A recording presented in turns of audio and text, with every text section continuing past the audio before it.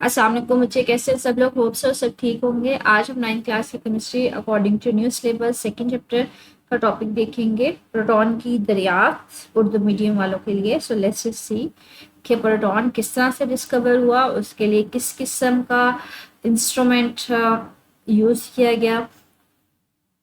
देखते हैं। हम लोग कहते हैं प्रोटॉन की दरियाफ्त या डिस्कवरी सबसे पहले गोल्ड आइंस्टाइन ने 1886 में की। कि प्रोटॉन कब डिस्कवर हुआ, किसने किया? गोल्ड आइंस्टाइन ने उसको डिस्कवर किया था, एक साइंटिस्ट था। और किस साल में ये डिस्कवर हुआ प्रोटॉन? 1886 में। ठीक है, तो ये एमसीक्यू में पूछा जा सकता है। लॉन्ग क्वेश्चन में तो ये इसी तरह से आएगा, लेकिन ये एमसीक्यू में अलग से भी पूछा जा सकता है कि प्रोटॉन को किसने डिस्कवर किया और किस साल में डिस्कवर हुआ। प्रोटॉन का मतलब होता है पॉजिटिव, पी से प्रोटॉन का मतलब है मुस्बत चार्ज वाले या पॉजिटिव चार्ज वाले। ठीक है, इनके ऊपर चार्ज होता है वो पॉजिटिव होता है, मुस्बत चार्ज होता है। ये दरियाफ्त इस बुनियाद पर की गई कि एटम इलेक्ट्रिकली न्यूट्रल है, इसलिए इससे मुस्बत और मुस्बत चार्जेस की तादाद एक जैसी होनी चाहिए।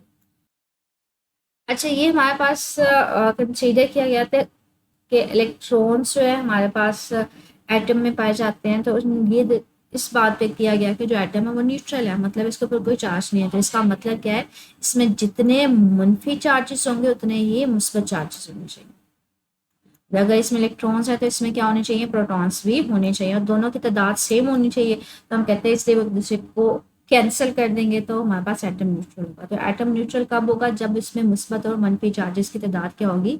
एक जैसी होगी।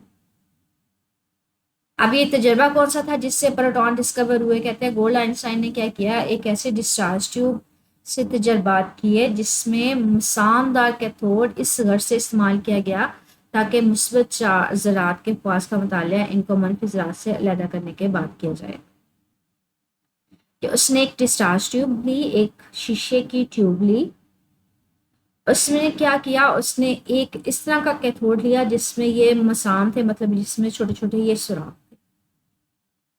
अब इसने ये इस तरह की कैथोड क्यों इस्तेमाल की? उसने कहा इसमें से जितने पॉजिटिव मुस्बत वाले चार्जेस होंगे वो इन सुराखों में से एक साइड पे चले जाएंगे और दूसरे जो होंगे वो दूसरे साइड पे हो जाएंगे। तो बाद में दोनों की खसूसियात अलग अलग देखी जाएगी, अलहदा करने के लिए मुस्बत चार्जेस को और मनफी चार्जेस को। इसने इस तरह का एक कैथोड लिया जिसमें मसान थे, मतलब जिसमें सुराख थे छोटे छोटे।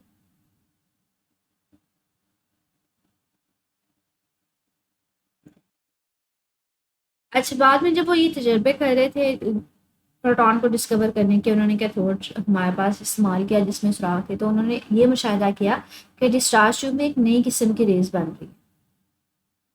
ठीक है, अब जिन रेस ने एनोड की से कैथोड की तरफ हरकत की, उन्होंने देखा कि हमारे पास ये कैथोड था, कैथोड के ऊपर नीचे जो चार्ज होता है ना वो माइनस होता है, मनफी होता है। और यहाँ पे एनोड की प्लेट लगाई हुई थी, इसके ऊपर प्लस चार्ज। तो उन्होंने देखा कुछ रेस जो है ना वो हमारे पास क्या शुरू करना, कैथोड की इस तरफ मूव करना शुरू हो गई, नेगेटिव की तरफ। कैथोड के ऊपर नेगेटिव चार्ज है, तो इसकी तरफ कौन से फिर रेस जाएंगी? जिनके ऊपर प्लस चार्ज होगा, क्योंकि ऑपोजिट रेस एक दूसरे की तरफ जाएंगी। और इसकी तरफ कौन सी रेस आएंगी? जिनके ऊपर माइनस चार्ज होगा। तो कुछ रेस जो है वो क्या करना शुरू हो गई, कैथोड की तरफ हरकत करने लगी। गोल्ड आइंस्टाइन ने इन रेस को नाम क्या दिया? एनोड रेस का या फिर कैनाल रेस का। ठीक है, स्टार्टिंग में उनको प्रोटॉन्स नहीं बोला जाता था, उनको क्या बोला जाता था? उनको एनोड रेस या फिर कैनोड रेस का नाम दिया जाता था। एनोड रेस क्यों कहा जाता था? क्योंकि बच्चे ये एनोड से कैथोड की तरफ जा रही थी, ऐसा लग रहा था वह एनोड से आ रही और इसकी तरफ जा रही है। तो एनोड से आ रही थी, एनोड के ऊपर, इसलिए इनको नाम दिया गया एनोड या कैनाल रेस। और इनको कैनाल रेस क्यों कहा गया बच्चे? कैनाल का मतलब होता है होल, एम्प्टी जगह, खाली जगह। अब ये किस में से गुजर रही थी? इन होल्स में से गुजर रही थी। कि जब आपने कैथोड लिया जिसके अंदर होल्स है तो वो इसमें से गुजरती हुई आगे की तरफ जा रही थी, तो इसलिए इनको कैनाल रेस कहा गया, कि मतलब जो होल्स में से गुजर। एनोड इसलिए क्योंकि ये एनोड से आ रही थी, एनोड से आती हुई कैथोड की तरफ उसमें से होल्स में से गुजर जाती हैं। तो एनोड रेस इसलिए क्योंकि एनोड से आ रही हैं, कैनाल रेस इसलिए क्योंकि ये होल्स में से पास कर। एनोड रेस के खवास मालूम करने से जब इनकी खसूसियात का मुताला किया गया तो ये पता चला कि इनके जो खवास है डिस्चार्ज ट्यूब में मौजूद गैस पर है, कि इसमें जो गैस इस्तेमाल की गई थी ना, जो उस गैस की खसूसियात थी, उसके ऊपर इन रेस की खसूसियात डिपेंड करी थी। उसके ऊपर ये था कि जो गैस इस्तेमाल की जाएगी उसके हिसाब से इनकी खसूसियात होती। हकीकत में गोल्डस्टाइन ने गैस से बनने वाले मुस्बत आयंस का मुशाहिदा किया। अगर डिस्चार्ज ट्यूब में हाइड्रोजन गैस ली गई तो बनने वाले मुस्बत आयंस हाइड्रोजन आयंस थे। इस पर गोल्ड आइंस्टाइन ने मुस्बत आयंस की अहमियत से बिल्कुल ना वाकिफ था। अभी तब सिर्फ और सिर्फ ये अंदाजा लगाया गया कि ये जो प्लस वाली रेज है जिनके ऊपर मुस्बत चार्ज है, ये इनकी खसूसियात मैटर कर रही है कि इसमें मैं गैस कौन सी लेती हूँ। स्टार्टिंग में सिर्फ और सिर्फ जो हाइड्रोजन आयंस है ना, उनके प्लस साइंस हाइड्रोजन गैस ली थी और उनके प्लस साइंस को हाइड्रोजन साइंस की खसूसियात को देखा गया। अब ये नहीं पता था कि ये मुस्बत चार्जेस की कितनी इंपॉर्टेंस, कितनी है, अहमियत कितनी है।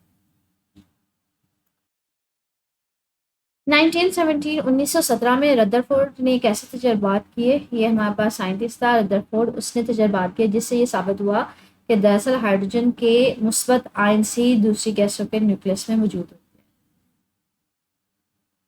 कि गोल्ड आइंस्टाइन ने तो सिर्फ ये कहा था ना कि ये उसने स्टडी किसको किया था, हाइड्रोजन आयंस को। मतलब हाइड्रोजन में से जब इलेक्ट्रॉन्स निकाल दिया तो उसने देखा जो बाकी के आयंस हैं उनकी खसूसियात को देखा, उसने कहा गैस के ऊपर डिपेंड करते हैं कि आप इसमें से कौन सी गैस लेते हो। लेकिन बाद में एक रदरफोर्ड आया, उसने कहा कि सारे के सारे आप कोई सा भी एलिमेंट ले लो, कोई सी भी गैस ले लो, सबके न्यूक्लियस में एच पॉजिटिव लाजमी होता है, मतलब हाइड्रोजन आयंस लाजमी होते हैं।